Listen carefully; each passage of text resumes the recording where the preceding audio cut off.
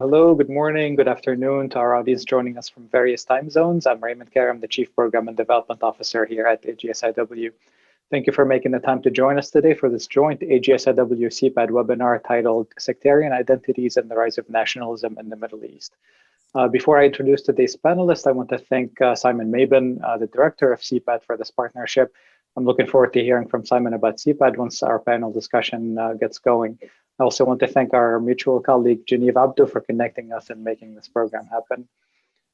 With that, I'm happy to introduce today's wonderful panel of experts, starting with Dr. Maha Yahya, the director of the Malcolm H. Kerr Carnegie Middle East Center, where her research focuses on citizenship, pluralism, and social justice in the aftermath of the Arab uprisings. Prior to joining Carnegie, she led work at the UN ESCWA and UNDP. She is the author of numerous publications, including Unheard Voices, What Syrian Refugees Need to Return Home. Also with us is Geneive Abdo, visiting fellow at AGSIW and a consultant at the World Bank. She was most recently a visiting fellow at the Brookings Doha Center and has worked at several Washington-based think tanks, including the Atlantic Council and the Stimson Center. Her current research focuses on the shifting political and religious alliances within Shia communities in the Middle East. She is the author of numerous publications and books, including The New Sectarianism, the Arab Uprisings, and the Rebirth of the Shia-Sunni Divide. Last but not least is Simon Mabon, Professor of International Politics at Lancaster University, where he is also the director of the Richardson Institute and SEPAD. His research focuses on the impact of the rivalry between Saudi Arabia and Iran on states, identities, and communities across the Middle East. His latest book, Houses Built on Sand, was published in September 2020. Moderating the session today is my colleague, Dr. Kristen Smith-Diwan, Senior Resident Scholar at the Arab Gulf States Institute. Her current projects concern generational change, nationalism, and the evolution of Islamism in the countries of the Gulf Cooperation Council. Her analysis of Gulf affairs has appeared in many publications, among them Foreign Affairs, Financial Times, and the Washington Post. And with that, Kristen, over to you. Great. Thank you so much, Raymond, and welcome to everyone. Thank you so much for joining us. As we all know, this period from around 2011 to 2013 was a time of domestic unrest in the Arab world as protesters pushed for dignity, accountability, and in some cases, regime change. This prompted or resulted to some degree the reaction to the protests. We saw the collapse of several states into civil discord, which provoked, of course, a regional contest to set the strategic balance in the direction of the region. And one of the outcomes of these different dynamics, of course, was the rise of a lot of sectarian tensions and discord as leaders both fought to stay in control, and also as Saudi Arabia and Iran kind of started a rivalry or contest, a battle for preeminence in the region. Today, when we look around, or in the past several years, we've seen a second round of protests emerging in a new set of countries, notably what we'll be talking about today in Lebanon and Iraq. But we see a new dynamic as well, or at least we're coming today to test this thesis that as nationalism in particular has become a more dominant frame both for organizing states and the aspirations of people, we do see some different dynamics emerging. So we're really delighted to bring together all of these distinguished panelists, as you heard, and to be working in particular with Simon and the SEPAD project, which has been looking in detail at all of these dynamics across the region. So Simon, welcome. And can you tell us a bit more about SEPAD, in particular this whole project on de-sectarianization and how you see these new dynamics? Of course, yes. I must begin with a huge thank you to you, Kristen, to Raymond, to Geneive, Maha, and everyone at the Arab Gulf States Institute for hosting this event, for partnering with us. It's a great honor and a privilege, and wonderful to share a panel with the three of you. So what we're trying to do with SEPAD is two things, broadly speaking. We're funded very generously by Carnegie Corporation of New York and the Henry Luce Foundation to critically reflect on the role of sectarianism within the contemporary Middle East. And out of research that we've been doing since 2018, we've started to to observe these different sort of processes whereby people have sought to reimagine the role of religion within contemporary states. And that process of reimagining the role of religion within political projects takes a whole host of different forms. And what we've discovered and what we've tried to do is broadly define these myriad different processes as ideas of de-sectarianization. This comes out of events in Lebanon and Iraq, as Geneive and Maha are going to explore. The sense of people taking to the streets, and chants of all of them means all of them, really trying to existentially transform the nature of sectarian leaders within the political project. But it also has different forms. In Saudi Arabia and Bahrain, for example, we find that elites, rulers, have tried to reimagine the role of religion, transforming the nature of sectarian relations and privileging a different form of identity. So what we've discovered in the work that we've done thus far, and what we're exploring in more detail now and moving forward, are where these lines of difference, these boundaries, these communal differences, lines of exclusion, if you will, are drawn, how they're drawn, where they're redrawn, the processes through which they're being redrawn within the context of states, but also across regional politics more broadly.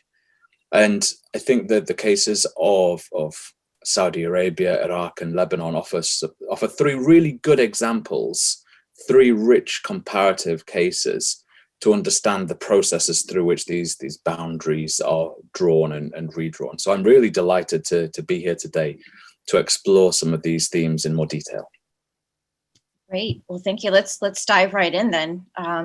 Geneive, I know that you've been conducting a lot of research on the protest movements in Iraq, and you should all look to her really excellent recent paper that's published under AGSIW, actually looking at youth and kind of what she's describing as a tacit alliance with the clerics, potentially. So Geneive, can you tell us a bit then about how you see some of these dynamics emerging in Iraq, or more generally across the region?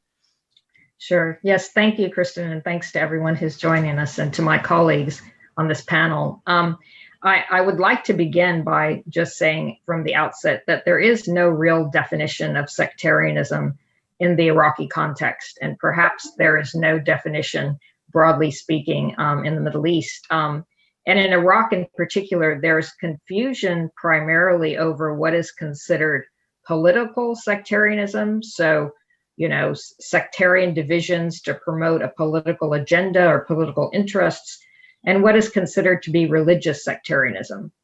And in the former, and I think we see this with the protest movement, which I'll speak about in a few moments, one can be loyal to a particular doctrine, in this case, Iraqi Shiism, without translating this into a political perspective or a political practice. And this is, in brief, what the protest movement, or at least part of it, is trying to accomplish in a state where this is a huge challenge. So obviously, let's not forget that since 2003, Iraq has suffered a political conflict due to the ethno-sectarian power sharing system that was arranged after the 2003 invasion.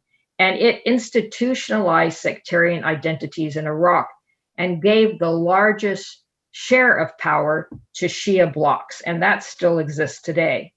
So on the surface, it would appear, how can you possibly change this structural sectarianism that might be a huge challenge and also leave little capacity for any move toward nationalism? And as in compounding this difficulty is corruption, which has been the glue keeping the state together by an older generation of political elites who are, basically have the largest share of this power. So in theory, the system was designed when it was created to share resources, but in practice, the controlling nature of the political elites have deprived Iraqi society of true electoral representation. And this has led to a very much lack of accountability to Iraqi citizens And of course, this is in essence what the protest movement is about. So the current protest began in 2019. This was the largest movement since 2015 and 2016. And, because it has been such a powerful force in Iraq, the question now is being asked, is this a protest movement toward a unified national identity? Because the protesters have said, we're primarily secular. These are predominantly Shia protesters. We do not advocate a state where the clerics, the marja'iyya, have a role in state affairs. And in this way, I would argue that Iraq, perhaps different than some of the other countries in the region, is a place where sectarianism and nationalism now coexist as a result of this protest movement, which has been a lot more successful than the movement in 2015 and 2019. So as Christian said very graciously, in a recent paper I published for the Arab Gulf States Institute, these are some of the questions I'm trying to answer, and in my research going forward, is if this is a movement toward nationalism and if it's possible given the state structure. So as I mentioned, the protest movement in 2015 and 2016 fell apart, in part because of communal divisions. And this time, the protesters in 2019, and as they continue today, have made a point of saying this isn't about religious difference, it's about an issue-based agenda. So they have a very specific agenda. They want an end to corruption, they want political reform, they want economic reform, they want basic services that the government is failing to provide. So they have a very specific agenda. And another great difference, and this speaks to our sort of this coexistence between sectarianism and nationalism, is the role of clerics. So unlike in 2015 and 2016, where even Ayatollah Sistani did not really back the demonstrations, this time it's very different. In the first month of the protests, Ayatollah Sistani was a bit vague, but then after a month into the protests, by November 2019, he had fully backed the demonstration movement, as have many important clerics in Iraq. And they've met protesters, they've made public on their social media platforms that this is a movement for change in Iraq. Now, the protesters, for their part, have embraced this clerical support, particularly in Baghdad, but they make in interviews I conducted for the paper, they make it a very clear point, which is that we are embracing clerical support simply out of necessity. So it's not to involve clerics in running the state. It's simply because clerics in Iraq play an important role politically, socially, and they need clerical support. I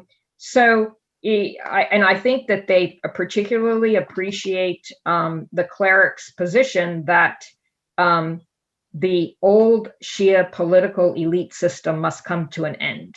And so this is a very strong argument the clerics have made, which the protesters find helpful. And so I think that, again, what we're seeing, and I'll just give one other example before I conclude, of this kind of hybrid nature of both sectarianism and nationalism existing in the same place, is that even though some of the demonstrators have said that there has to be a strict line between politics and religion, they have used their Shia affiliation and their Shia, again, we're getting into religious sectarianism, they've used Shia symbolism in the protests, particularly in Baghdad. And for example, they wave banners of Imam Hussein, and they have a lot of expressions that relate to Islamic history, Shia Islamic history.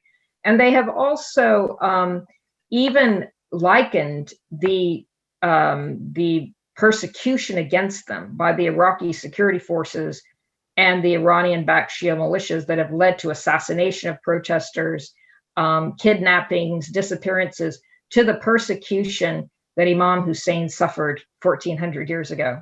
So as you can see, in a country like Iraq, it's very difficult to parse out what is religious identity versus what is political identity. And I guess the answer is that they're intertwined. So we have to be very careful in not necessarily assuming that protesters who say that, you know, they're working toward a national identity, which has broad support of society, and this is why Iraqi society has supported the protest movement, doesn't have some semblance of religious identity.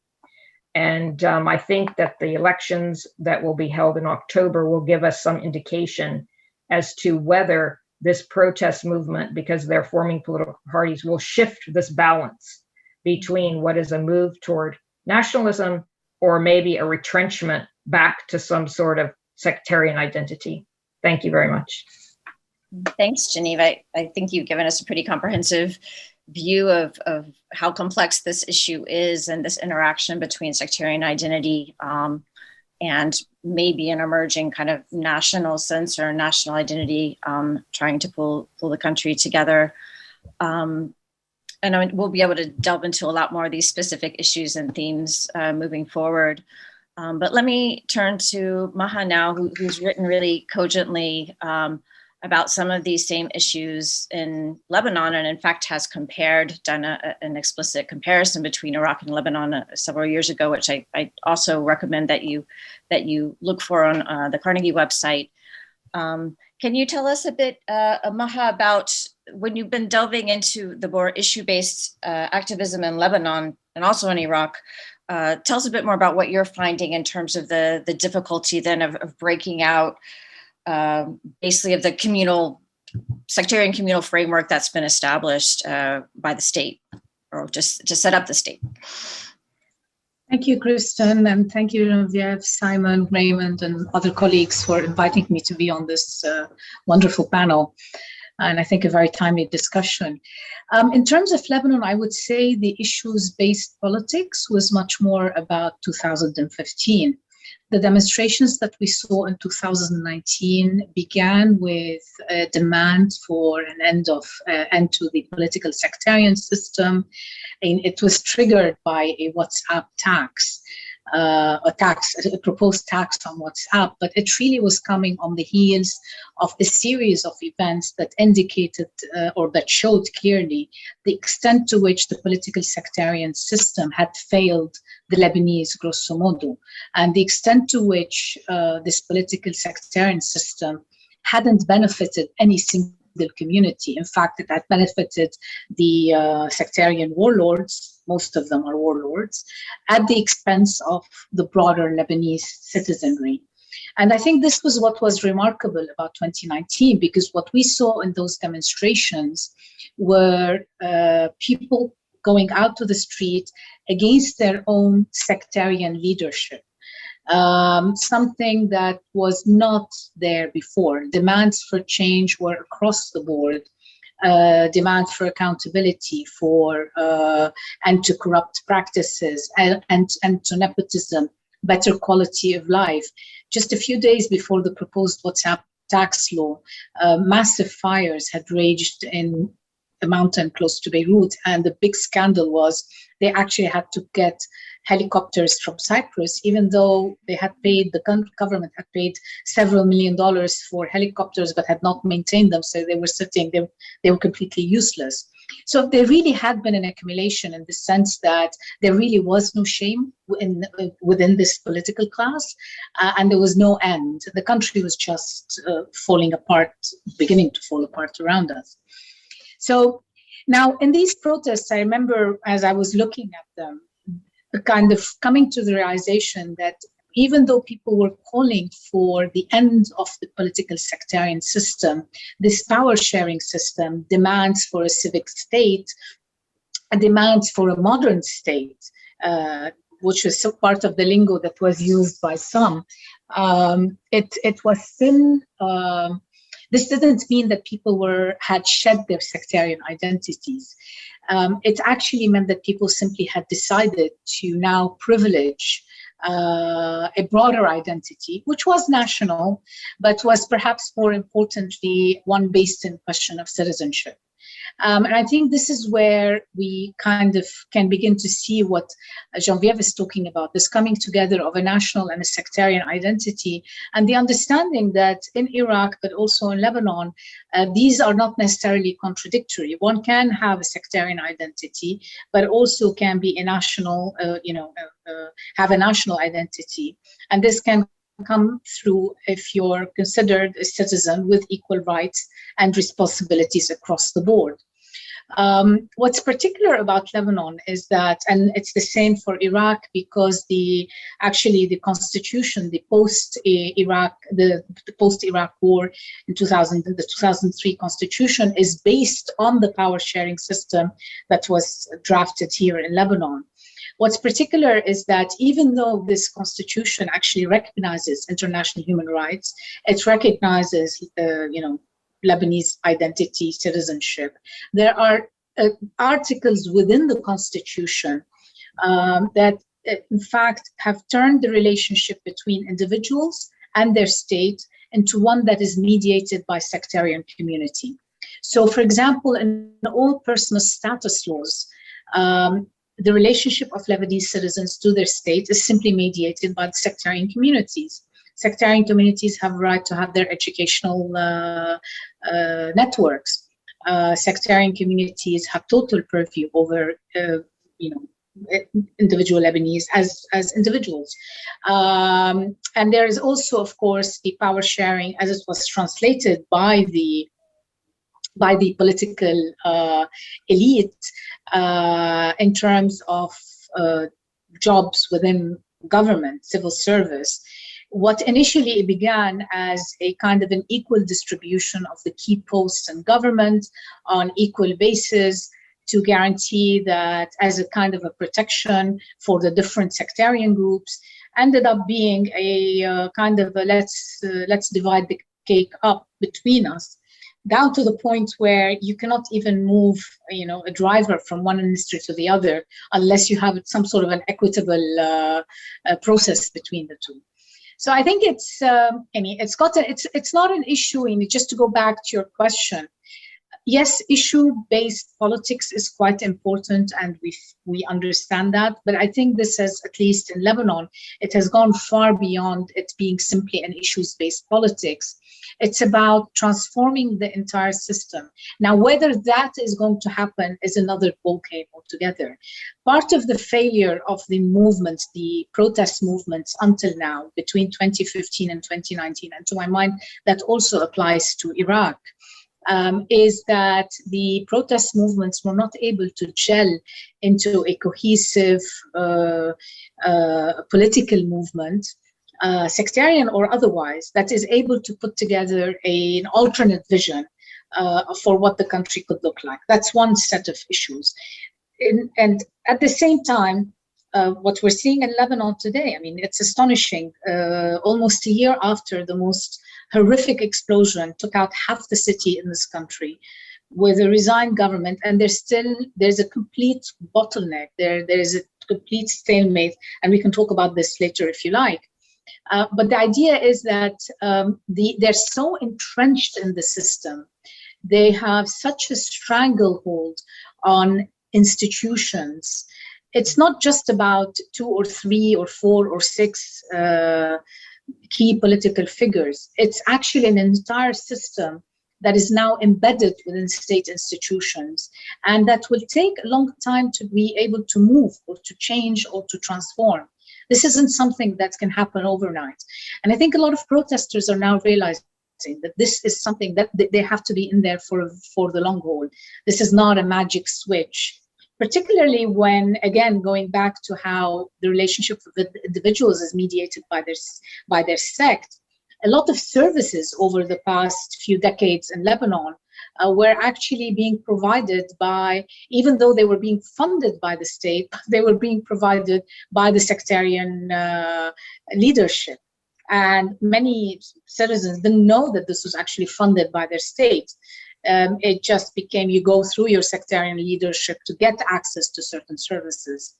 So it will take time, but I think that there is a real and genuine move to try and upend this, and the recognition that this power sharing system really has not benefited any single community, either politically, economically, or socially. Well, thank you, Maha.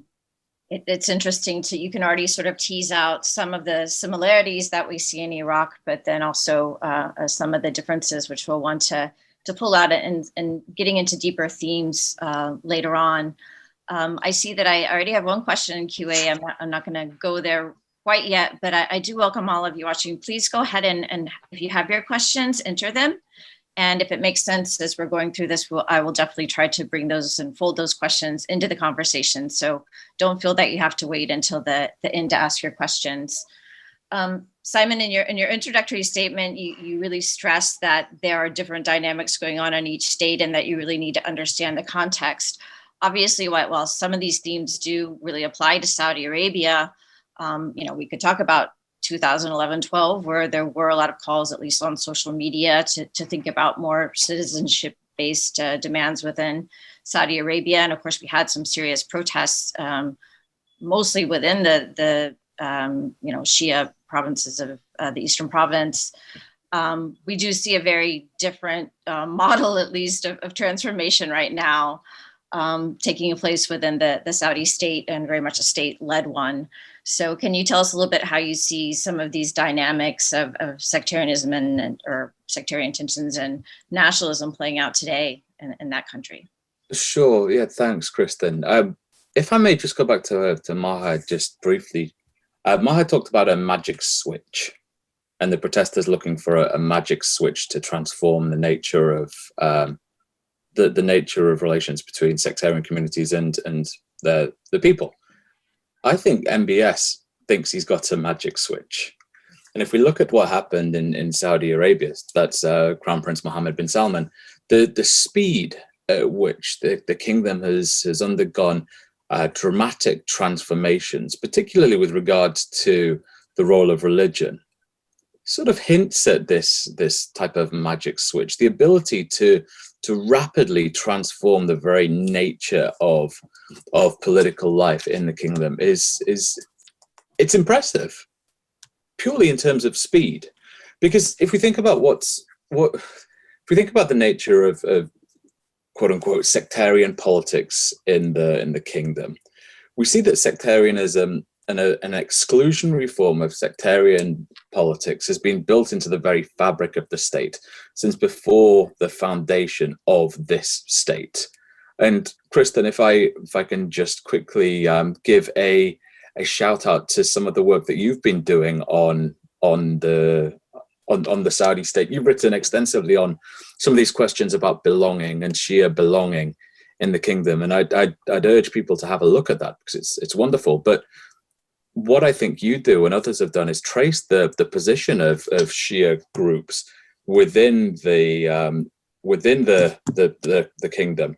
And if I may just quote you briefly, you've noted that Shia groups have been culturally targeted by a religious orthodoxy that has disparaged them as deviant and politically marginalized by a state that has favored both the Sunni religious establishment and a Najdi tribal elite. So that was the status quo across the course of the 20th century and into the 21st. But then things dramatically shifted.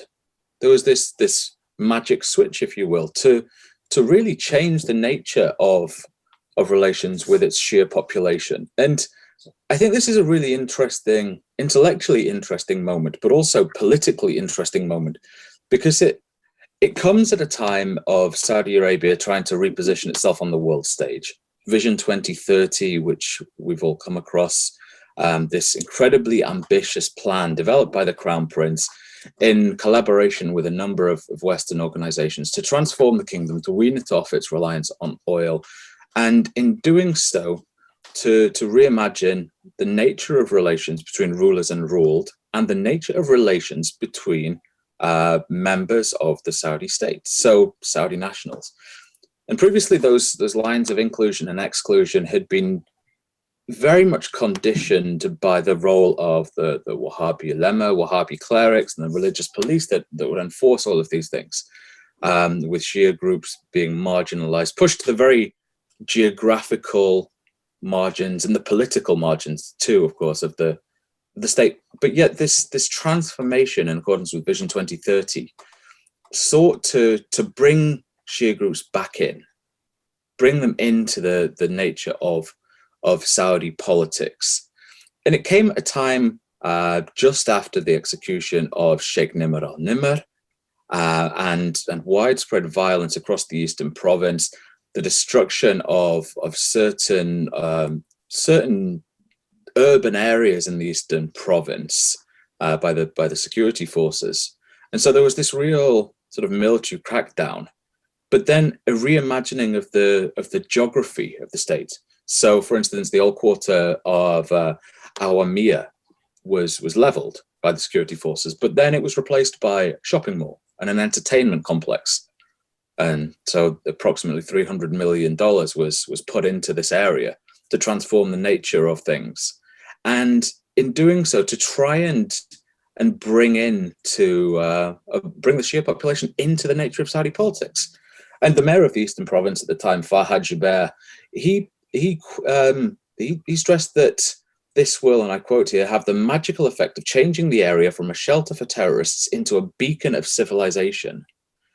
And so the two things go hand in hand, I think. This idea of transforming the nature of the Saudi state and its economic vision, the reliance on oil, trying to change the Saudi economic direction and its political trajectory, involved either as an intentional or an unintentional byproduct, bringing the long marginalized Shia community into state politics.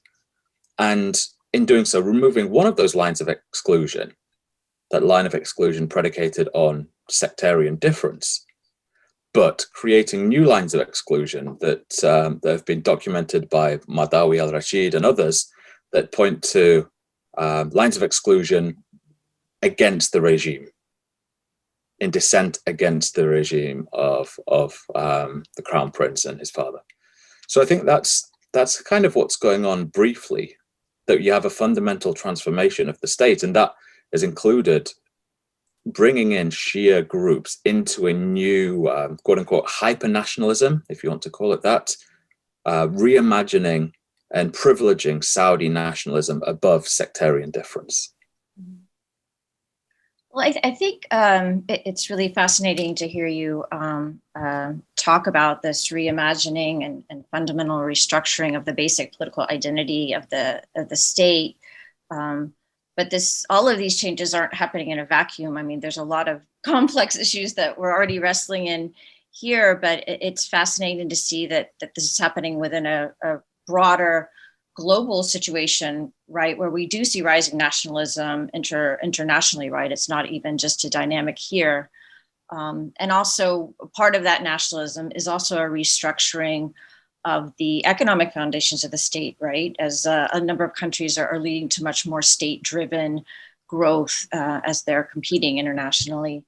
So I'm just wondering, and I welcome all of you to sort of tease out both of these, but I'm trying to understand some of these dynamics when we're looking at both the political identity and resource management, and how that sort of defines things within the state. So let me turn to you first, Geneive. Simon has talked about nationalism kind of coming from above in Saudi Arabia. I imagine obviously the dynamic is a bit different in Iraq. So do you want to just talk a little bit about how some of those difficulties of if you think they're trying to create some sort of national identity from below? And if I can just weave in, actually, I don't mean to overload you, but we do have a question that I think is relevant from Nahwi Saeed, who asked, is a unified national identity even possible in Iraq, given the current consociational power sharing? And she brings in particular, another group that we haven't talked about here, saying that maybe the whole system should change. In that case, how do you expect that the Kurds would accept any alternative? So of course, we also have the Kurds to talk about, not just the Shia, and we're talking about Iraq. So basically, the question then is, how can you have a national identity be formed in Iraq with having Kurdish distinctive identity as well? So anyway, I'll throw all of that your way and see how you want to address that. Well, I mean, to the first point about creating a national identity from below, I mean, as Maha mentioned, it's similar to Lebanon, where there is no cohesive leadership of the protest movement. There are protest leaders, but there are leaders in every province and every town. And so if you were to ask the protesters, which I've done, is this a strength or a weakness? They would say it's both. I mean, they consider it a strength because that way they can organize in a very specific way in their own communities. It's a weakness, of course, because you don't have a state-driven kind of reimagining of the state as you do in Saudi Arabia. So all of these protesters, they don't have resources. I mean, they don't control whether the electricity is turned on or off in Basra. They don't control the water supply. They don't control. So that's all, part of the corrupt system that exists. So, and that's really fundamentally what they're taking a very practical approach. So when you ask them, are you reimagining the state? I mean, they're reimagining a steady water supply. They're reimagining electricity supplies. So if you ask them philosophical or ideological issues, that's not really their focus. They're just trying to get through each day, and they're trying to improve the standard of living, the basic standard of living of life in Iraq. So I think that's obviously what makes a movement from below far more challenging and far more, long-term. And so every protest movement, I think, that we've seen in Iraq over the last decade or so, the question is asked about its sustainability. And just today, in fact, there's been some very interesting news that's a setback, which is that there was a lot of optimism a few weeks ago because one of the commanders who had been charged with ordering the assassinations of some of those protesters had been detained and charged. And so the protesters said, wow, this is an important development because this shows that we're making progress, okay? Maybe the state can rein in these renegade Shia militias. But then today, just at about 8 a.m. Baghdad time, he was released. I don't really know the details or circumstances of this release, but so you can see in a very minor way, or not minor way, but in a very detailed way that for every step forward, there are a lot of steps backward. And that's the challenge of not having any control over the state structure or the state services in a movement from below. Now, to answer the other question, yes, of course, it is. It's always, important to understand the Kurdish question when talking about national identity. And I think that the relationship between Baghdad and the Kurdish areas is peaks and wanes. I think under the current prime minister, there's been a lot of progress, in part because of President Barham Saleh. So I think that relationship has improved. And I know that, of course, the president has been very much in favor of the demands of the protest movement. But I think that it's too early to sort of try to imagine where the Kurds would fit into any sort of more unified state, because we're absolutely not there yet. Maha, if I can turn to you, I mean, you've written really movingly about this challenge, and in fact have talked about, if we look at Lebanon today, currently, you've described it as even having the collapse, basically, of 4 of the 5 fundamental pillars of the state. So obviously, this is the challenge of both dealing with an entrenched leadership through a protest movement is becoming even more difficult under the current state of economic collapse. If I can just add to, we have a question from Marina Ottaway, who says, as far as she knows, there's no example of a country that has succeeded in overcoming an entrenched sectarian system without tearing the country apart. And she mentioned Yugoslavia as one example of that. So can you kind of address just this whole issue of almost state collapse in Lebanon, and how you build back a more national center in the state in that context? Thanks, Kristen. Thanks for the question. Actually, there's been quite a bit of work ongoing for the past year and a half now, particularly on this issue. A lot of the younger protesters, or not so young protesters, actually. It's interesting, and this is where some of the generational issues have come in, where for the older generation, the sense that they're kind of rethinking their whole approach to politics in Lebanon. And for a younger generation that's telling their parents, you messed up and now we're coming to clean your act, or coming to clean up behind you. You messed up in continuing to choose this sectarian leadership, and we're here to make sure that this doesn't happen, and we want them out.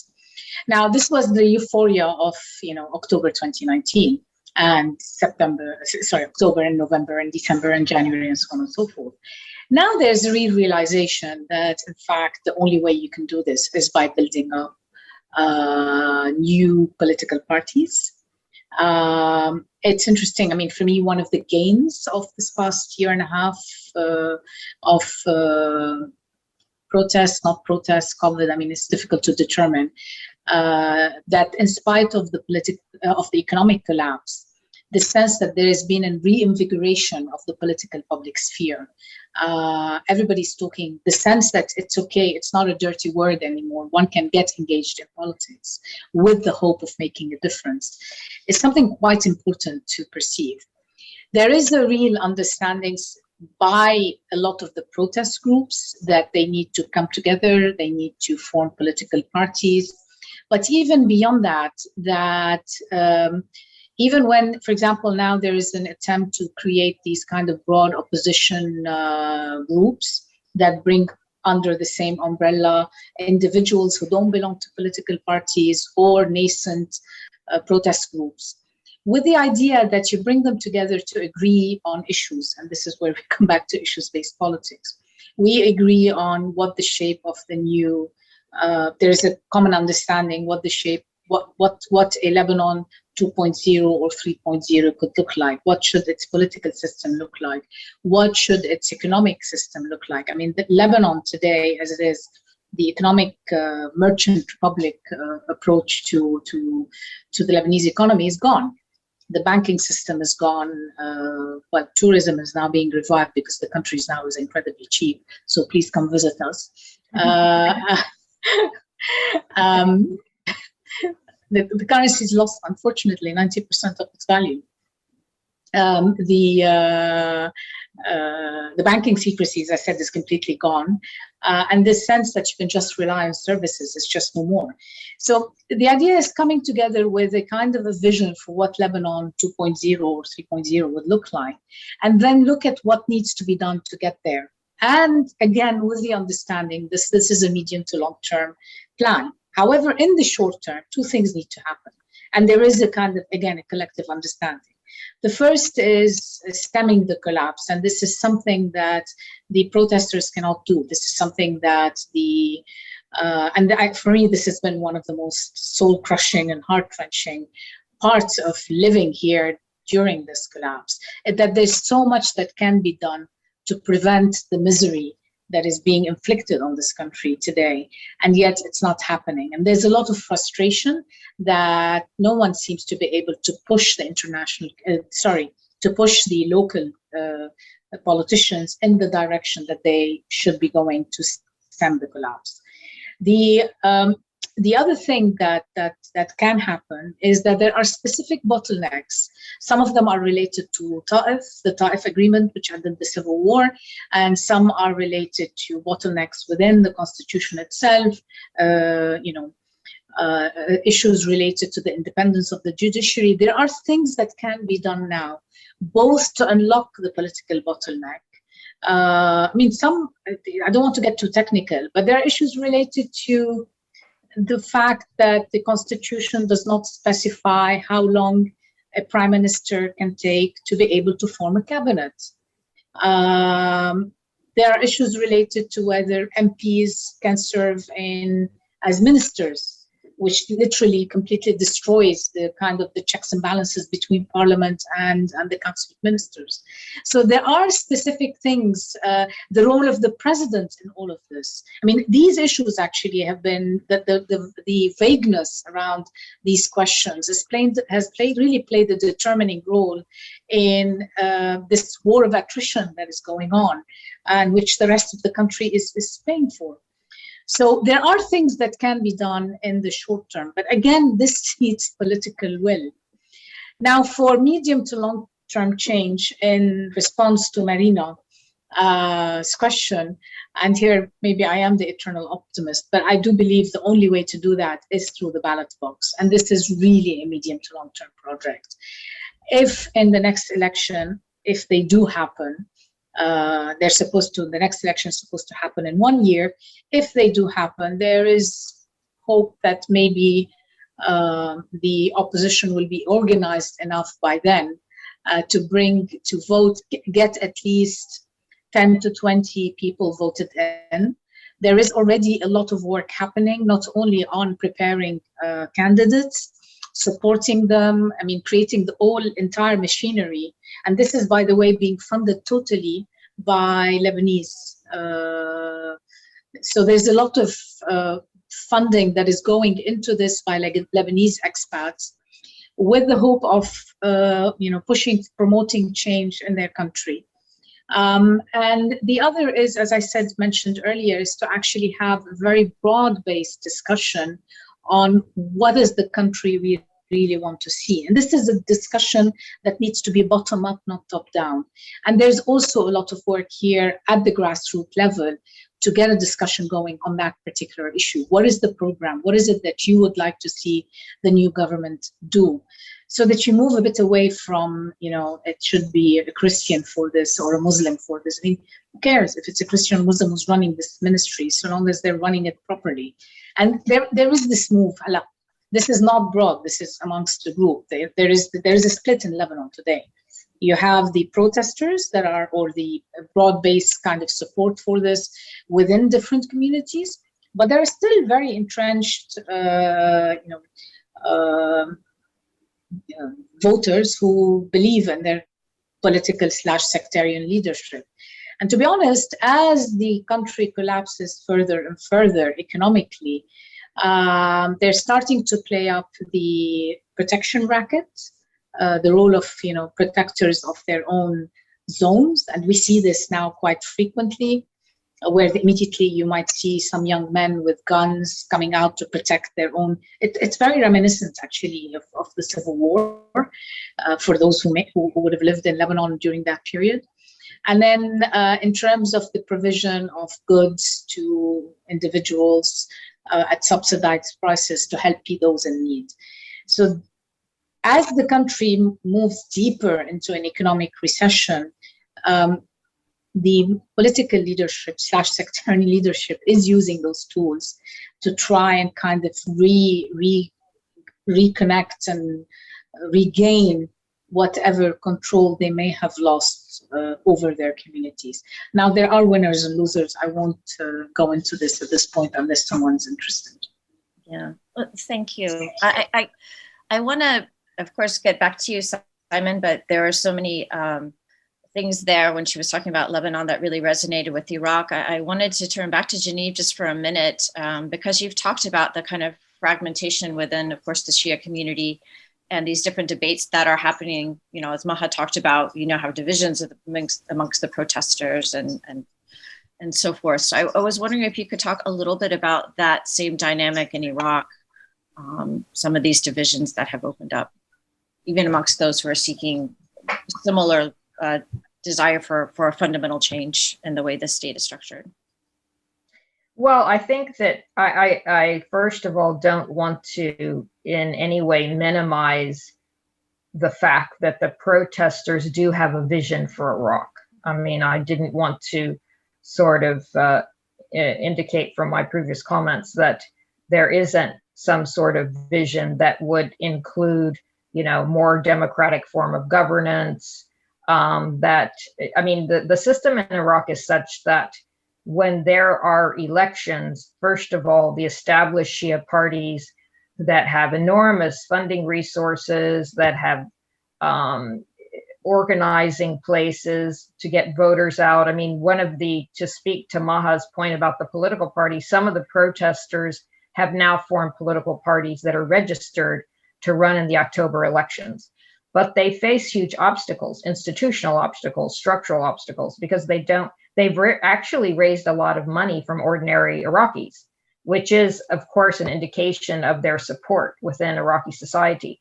But they face a lot of challenges because the system is structured against, against anyone entering the political fray and having a real chance that isn't from one of the old established organized political parties. So they face a lot of challenges. And there is a lot of disagreement among them whether they should boycott the election. Some of the protest leaders believe that a boycott is the best approach. And others say, no, this is just undermining our entire mission, which is to make the political process more inclusive. So, and again, pointing to the development today with this particular commander who was arrested. After his arrest, or before his arrest, some of the protest leaders told the government that they were going to boycott the election if some of these people accused of assassinating the protesters weren't arrested. So it'll be interesting to see how his release affects the disagreements within the movement as to whether they should become part of the political process and participate or boycott. And from the state's perspective, a boycott does not work in their interest because they need to at least have some pretense of a high voter turnout, of a society that's engaged in the electoral process. Otherwise, the government appears illegitimate. And in 2018, for example, the official figure of voter turnout was 44%. But people who did extensive research on the voter turnout said the percentage was closer to 20%, which of course it does not make the state look a very formidable state if there's only 20% of the voter turnout. So I would say, to answer your question, one of the big divisions within the protest movement now is whether to participate in the elections or not. And this changes on a daily basis, depending upon the state's response to what's happening on the ground. And they face enormous obstacles.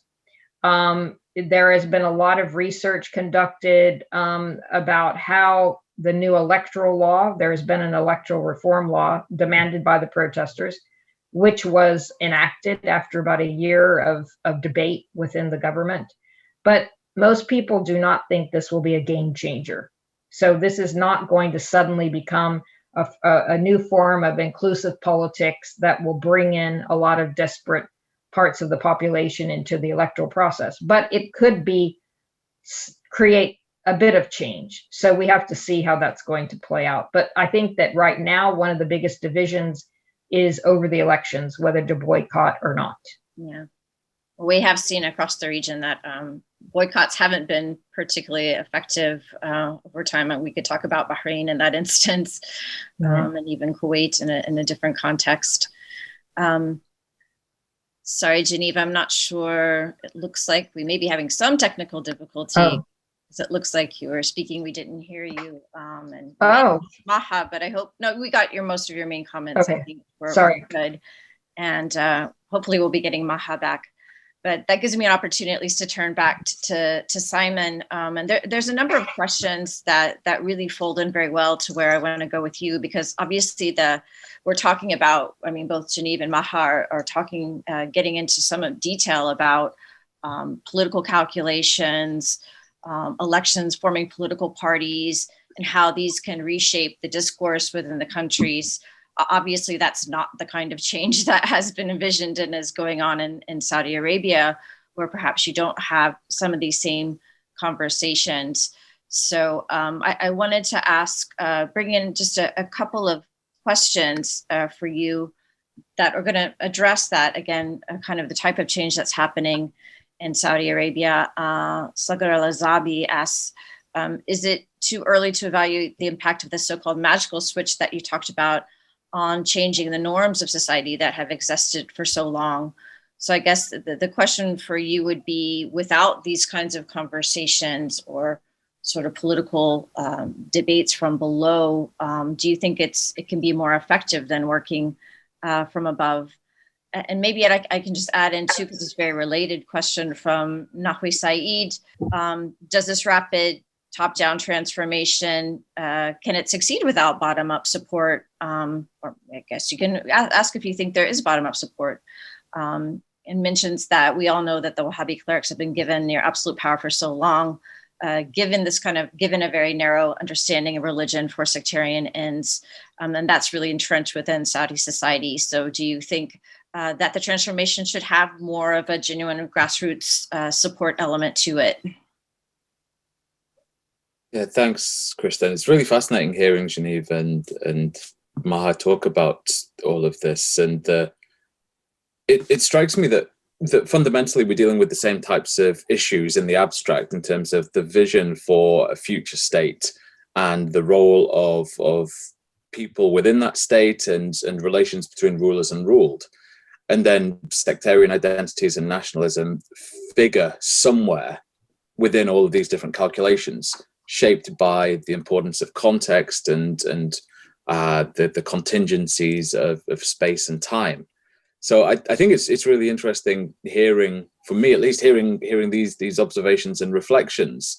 But it strikes me that there are a number of similarities in the Saudi case as well, even if we've got a dramatically different way of all of these changes playing out. And this magic switch that I talked about doesn't necessarily mean that everything has transformed and changed forever, but rather there is a moment in which change has occurred, but it remains to be seen the extent to which that change will last and find traction, I guess. The question, and please forgive me, I can't remember who posed it, about whether this change can last without grassroots support, I think is really important, because what we've seen across the 100 years or so is sort of the production and reproduction of this violence, of what Johan Galtung termed structural violence, sort of the racist, xenophobic, othering projected at particular groups, right? In this case, it's the Shia. And to think that this can just be automatically undone by, as someone else put in the Q&A, bread and circuses, I think is hugely inappropriate. This transformation just through a magic switch. But I think what the Crown Prince is trying to do is start the process of transforming those relations. And to some extent, I think there is a degree of bottom-up support. I think some have been co-opted into the vision put forward by the Crown Prince. The cynics would say perhaps they've been seduced by the economic largesse of the state. I leave that to you all to decide whether that's fair or not. But there's certainly a great deal more that needs to be done in order to actually win people over in terms of this vision. Let's not forget that there have been numerous fatwas given by senior Wahhabi clerics calling for Shia Muslims to convert to Islam. And that does not go away easily at all. That anger, that frustration from fatwas such as that, and the process of marginalization and discrimination doesn't just go away just because the circus has come to town. The literal circus, I guess. So more is certainly needed to facilitate a lasting change. And it's certainly far too soon to say if that change has been successful, or indeed if it will be successful. But it's clear that change is needed. And I think this is where there's some interesting and important points here. Vision 2030 puts forward solutions to some serious challenges. And this sort of links back to what I was saying about the very nature of the state, which links in some ways these three cases. The Saudi state, like others, faces some serious, in some ways existential challenges moving forward in terms of demographic change, addressing challenges to employment in its current form, which will, of course, only get worse as demographic change increases and more educated Saudis take to the job market. So this is where there's a need to transform the nature of the economy, move towards a more heavily privatized economy, increasing the number of small and medium enterprises from 20 to 30%, increase privatization from 40 to 60%, according to Vision 2030 at least. And this, I guess, is seen as an effort to counter some of the serious challenges facing the state, notably unemployment, restless youth, an increasingly large youth population. And if I can offer a quick bit of advertising for a forthcoming SEPAD report, which we started to put contributions online, we were looking at the region in 2050, and my contribution to this was looking at the idea of the state in 2050 and sort of identifying areas in which the nature of state politics will be contested and will have to address these serious challenges. And the economy, of course, is hugely important, as is demographic change, as is rising youth unemployment, the huge migration to urban environments, which transforms the nature of political projects. And I guess the really cynical response to all of this says that if there is an economic incentive for people to buy into a particular project and to help put food on the table, then people will start to buy into this vision. That's the cynical version. I'm not sure that it will actually be able to circumvent almost a century of marginalization, but that's the hope, at least, put forward by Mohammed bin Salman. And yet, the vision is expensive, Kristen. It's hugely expensive. Yeah, it is expensive, and it has been really fascinating to see how much the economic element of the transformation is really come to the fore, especially in the kind of post-pandemic era in Saudi Arabia. It seems to be that drive for investment and the state need to transform the state is huge right now. I wanted to take the chance, and now I see Maha's rejoined us. Maybe some of that state collapse in Lebanon had taken your internet connection.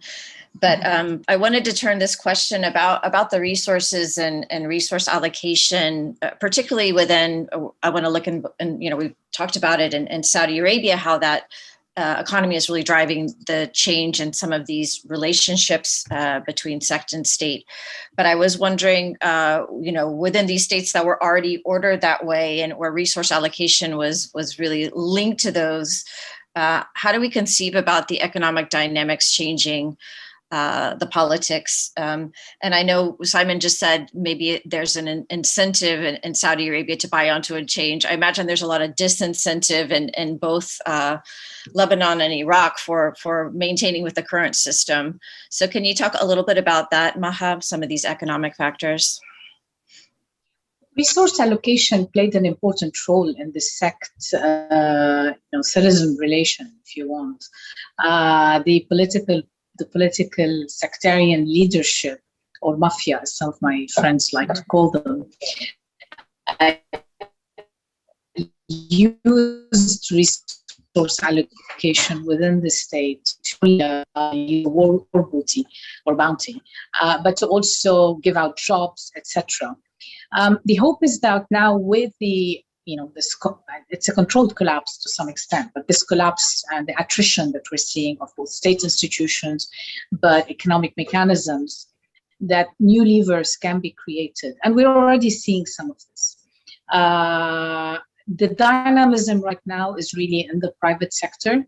So despite all the doom and gloom of the past year, we've actually seen quite a bit of growth in private sector enterprises, expat support, again, coming back to the expat, for businesses, investments in businesses that are failing, but they shouldn't be failing. They're only failing because of the economic collapse, so investing in them and trying to give them kind of a lifeline, a financial lifeline. New businesses that are emerging now, the fact that labor has become so much cheaper. So we're seeing a lot of new businesses crop up and emerge. existing businesses that are being repurposed for new functions. So we're seeing a lot of activities there, but it's happening mainly in the private sector. Now, what that means for the sectarian, state-citizen relations beyond sectarianism, I think it remains to be seen. It can open the door because as people rely less, particularly in this time of crisis, the more levers that individuals and families are given in Lebanon to continue being self-sustaining and fend for themselves, the more likely it is that when push comes to shove in another year, they will vote for someone who will bring about a change. And the more dependent they are, the less likely they are to vote. So there is a connection there, but I wouldn't want to presume that this is just going to happen organically. Again, this is a long process, and I think it's taking quite a bit of time. Also, you're talking about a social structure that's been in place for a very long time. It's very ingrained in the way people think, the way people discuss things, the way that people view things.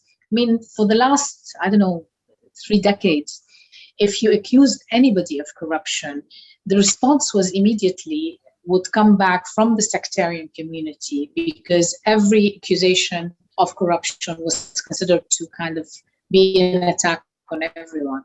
Now everyone's being attacked, and all books are open, so to speak.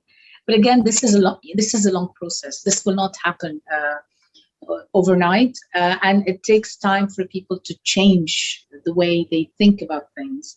And Lebanon is very dynamic. I mean, there are the protesters, there are others who want federalism. There are voice of people saying, we've had enough. We want a divorce between all the different communities, amicable if possible. So there are different also institutional tools that are being put on the table in terms of how do you resolve this. The question is, how do you resolve this while keeping the state whole? And I think it's possible. It's just a long-term process. It's, again, not a magic pill one takes or magic wand one waves. So we're seeing we're already quite moving along in time and still have a lot of questions. Geneive, I'll give you if you could just answer really briefly, because I know corruption is also a huge issue in Iraq. Maybe if you could just focus on some of the key differences maybe that you see in Iraq versus what you hear in Lebanon, or maybe not, maybe you see some of the same dynamics, but just brief so we can start to get to some more of the questions, please. Well, I think that one of the drivers of corruption in Iraq, which might be slightly different in Lebanon, comes from the popular mobilization forces. So these are the militias, which I mentioned earlier, which are aligned, some of which are aligned with Iran. And the corruption is very localized, for example, and the PMFs in control, for example, the borders of Iraq. So this affects the transportation of goods. And this has been something that, again, the state has tried under the current prime minister, Mustafa Hadami, to try to do something about the heavy tolls that the PMF locally in local provinces are charging for the transportation of goods that Iraqis need from neighboring countries. So this is just one of the many examples. And, the PMF make millions off this kind of corruption for various purposes. And I think that some of this has increased, and perhaps Maha can offer some insight into Hezbollah funding from Iran. But some of this has increased in part due to the decrease in funding that Iran is providing some of its proxies in the region. Mm-hmm. I don't think that we have any figures exactly of how much they supply the PMF or the reduction funding, but that has been one factor. Yeah. Well, thank you for that, and be remiss. We're pretty deep into the conversation, and it's kind of interesting that we hadn't brought up Iran yet.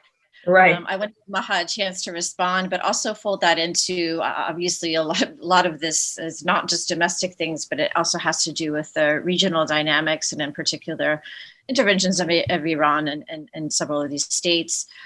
So Maha, I'll give you a chance to respond and put it within that context. If I can just add to the question from Jassim Ghaloum, who asked, do you see any negative roles played out by Iran or the IRGC in particular in the nature of nationalism challenge in places like Iraq and Lebanon and Bahrain? He adds as well.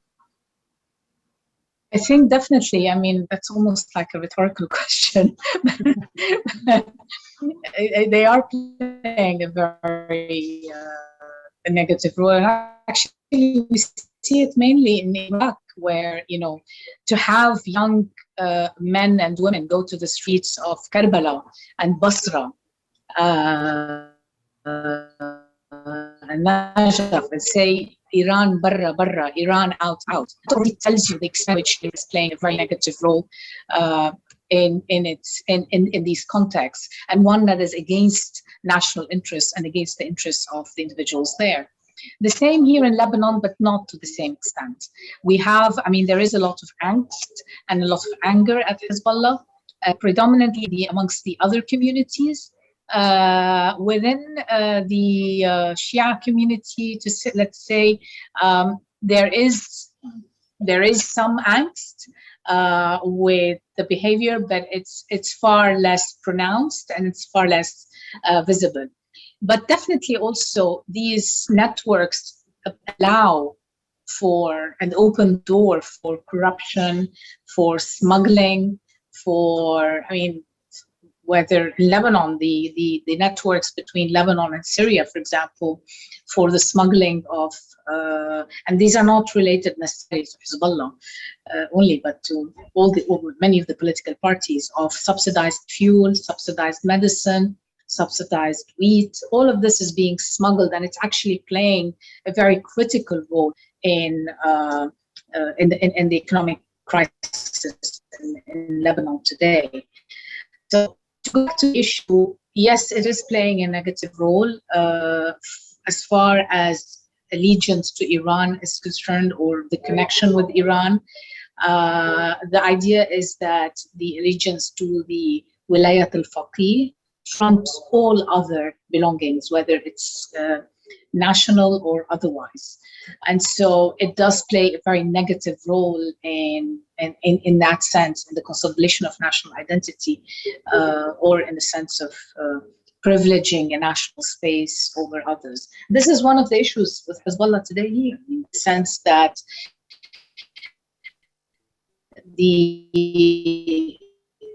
this is a regional actor that has interregional action on Lebanon, and does not necessarily always act, mostly act in the interests of Lebanon or the Lebanese at that level. And so it is a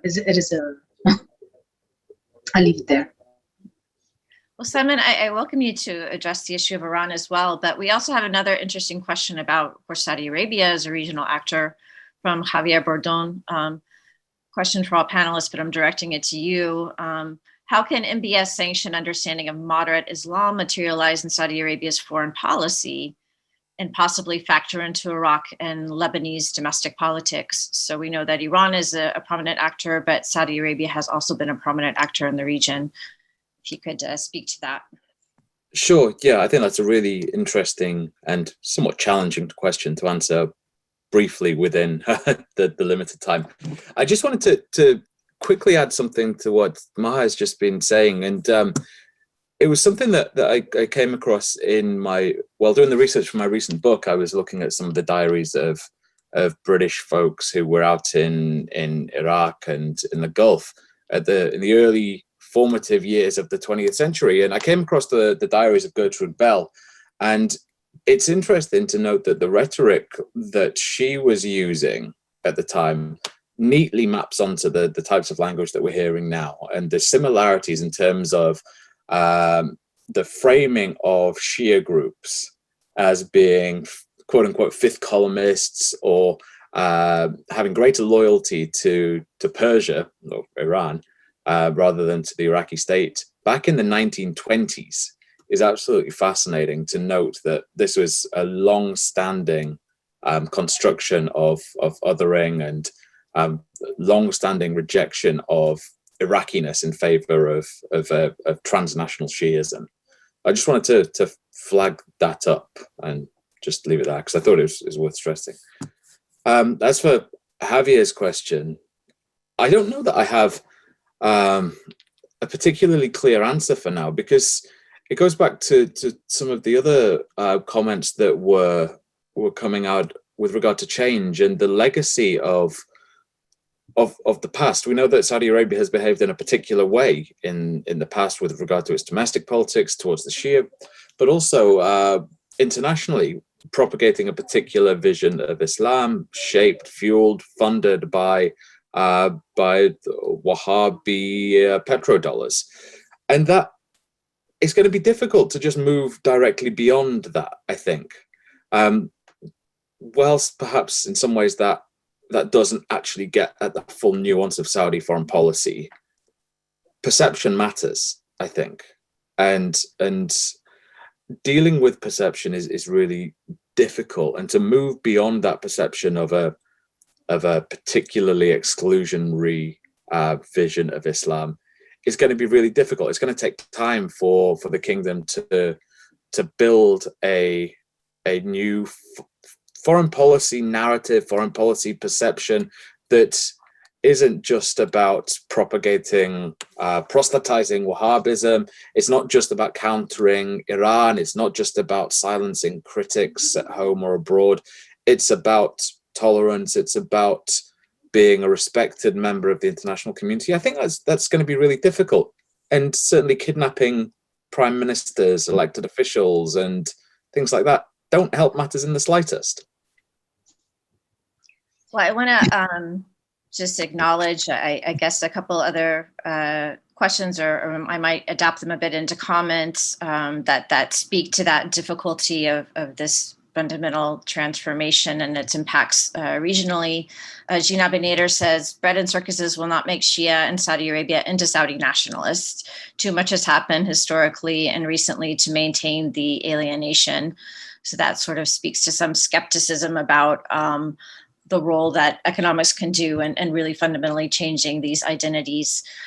We also had a question from Iyad al-Rafai, which I think you covered a bit in your reply.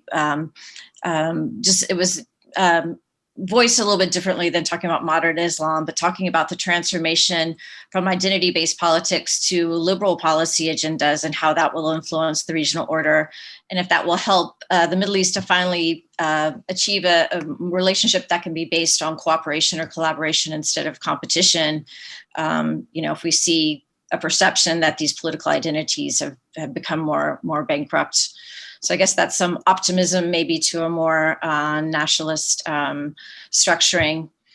We only have 10 minutes, though. I wanted to push a bit towards the future, and there's many ways to look at this, but I know one undercurrent that's been there that we haven't talked about is this issue of generational change, and we do have a lot of young people driving some of these protest movements, and as well, Saudi Arabia's transformation has been really centered on young people as well.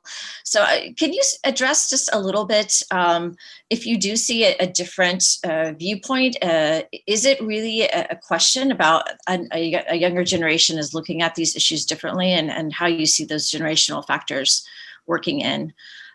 Geneive, are you here with us? I see we've lost your image, but maybe that's just to preserve your bandwidth.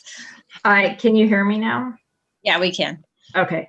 So sorry, I was trying to deal with computer issues. So your question is about the generational difference between, say, the ruling elites and the younger generation now, or? That's one way you can structure it, but just the general question, is there a generational, shift in how they view these issues, sectarianism? Yes, I think that there's definitely a generational shift. And I think, we certainly see this in Iraq, where, it's the younger generation who is on the streets.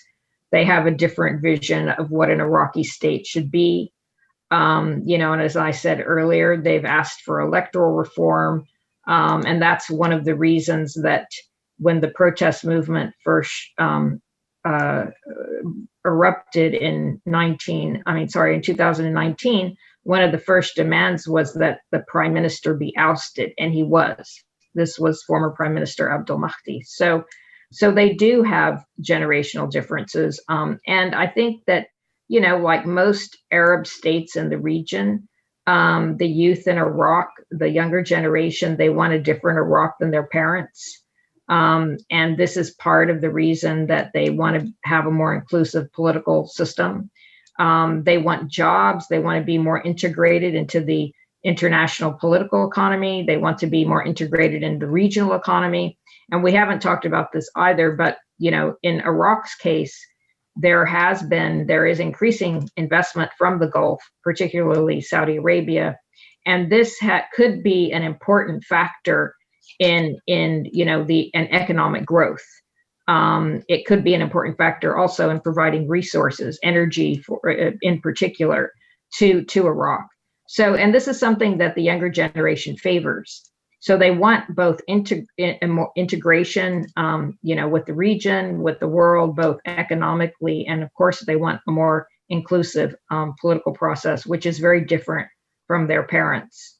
And they also describe themselves as secular leaning, which I think is also an important distinction between the two generations.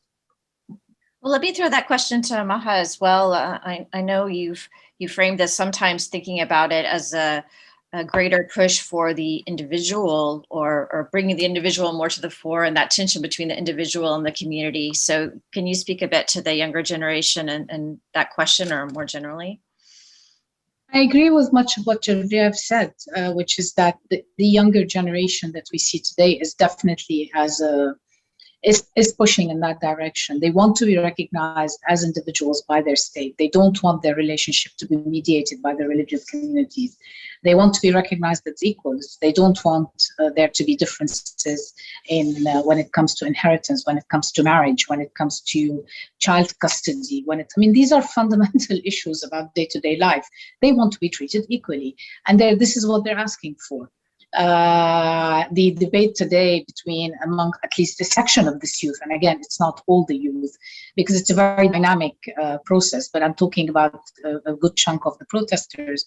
The dynamic today is, or some of the debates today are around whether it's a civic or a secular state that they're looking for. Now, it's like, it's a very fine distinction. But for some, the insistence on labeling it secular state is very much a rejection of any kind of tie between religion and political representation. The demand for inclusiveness, the right to, for meritocracy in government. They want to get where they get by their own merit. So I think you'll see these themes frankly resonate not just in Lebanon and in Iraq, but resonate across the region. The question of nepotism, the questions of clientelism, corruption, these are rife. Political exclusion, these are rife across the region. They take on particular identities. In Lebanon, in Iraq, in Saudi Arabia, it happens to be a sectarian identity. And a place like Tunis, it's between the hinterland and the coastal areas. So it's the identity kind of label changes, but the impact is the same in some sense. And this that goes with that identity label is also important. And I just want to make one comment on what Simon was saying in terms of Saudi Arabia. I agree with John's comment. Unless there's a real serious effort and a systematic one to be more inclusive of the Shia population in Saudi Arabia, this is all, just throwing stardust in people's eyes. It's the